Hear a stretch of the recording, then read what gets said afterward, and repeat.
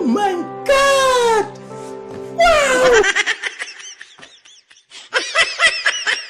Hello mga ka-Dr. Pledge, at ngayon nga ay araw naman ng pagbubukas natin sa ating car wash dito sa Sitio Pantay, Teresa Rizal. Siyempre, unahin na natin ang ating sabon. Siyempre, tanggalin muna natin ang saksak at yung kanyang pinakang lock. Ayan, at ito na nga yung ating sabon. Siyempre, i-next naman natin yung ating tubig na kung saan ito yung kalahati ng kinita natin sa loob ng isang buwan, dahil yung kalahati ay nakuha na natin last time na nagbukas tayo. Siyempre, tanggalin ulit natin yung pinakang saksakan, and then tanggalin din natin yung pinakang lock natin, dahil dito nga pala yung pinakang tubig natin medyo mahigpit yung pagkakalak nito, dahil madalas na napupuno, kaya hinigpitan natin. At dahil hindi nga kaya ng muscle ko yung bigat ng ating coin slot, syempre binaba ko muna yung ating camera para di tayo mahirapan. Ayan, at nakuha na nga natin yung ating pinakang coin slot sa ating tubig, at tingin ko ay medyo mapuno-puno rin yung ating tubig sa loob lang ng 15 days. Kaya naman dalahin na natin sa loob to para mabuksan natin at malaman natin kung gaano ba karami yung laman ng ating mga coin slot, kung gaano karami yung kinita natin sa loob lang ng 15 days. At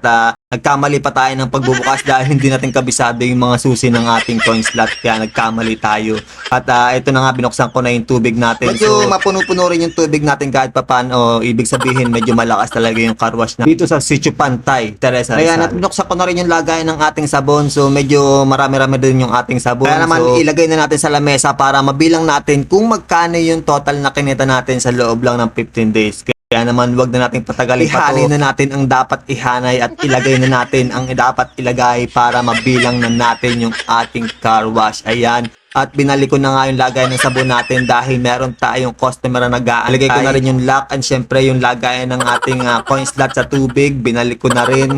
Ayan, nilagay ko na rin yung kanyang mga harang. Ayan, at ito na nga yung naglilinis at nag-aantay sa ating car wash. Kaya naman binalik na agad natin yung lagayan ng ating coin slot. Dito lang yan matatagpuan sa Sitio Pantay. Kaya naman bisitahin nyo na yung ating car wash dahil kompletong-kompleto tayo dito. May sabon, tubig, at talaga namang napaka-solid ng ating sabon dito. Kaya naman pag dito kayo naglinis, sigurado na malilinis lahat libag sa inyong motor. Kaya naman pagkatapos nating ilagay, balik na agad tayo doon sa ating main purpose na kailangan nating bilangin yung ating kinita sa loob ng 15 days, at para malaman natin yung pinakang total ng income natin sa loob ng isang buwan. Mag-isa nga lang pala ako nagbibilang ngayon dahil hindi available si Mrs. at yung aking personal assistant, kaya medyo natagalan din ako magbilang, at ito na nga yung pinakang naayos ko na coins. So kayo na lang bahala magbilang kung ilan yung inabot. Kaya naman mapapayehe na lang tayo at okay sa kinita natin dito sa ating car wash. Huwag nyo rin kalimutan i-follow yung ating Facebook page para naman mas lalo pa tayong ganahang maggawa sa ating car wash.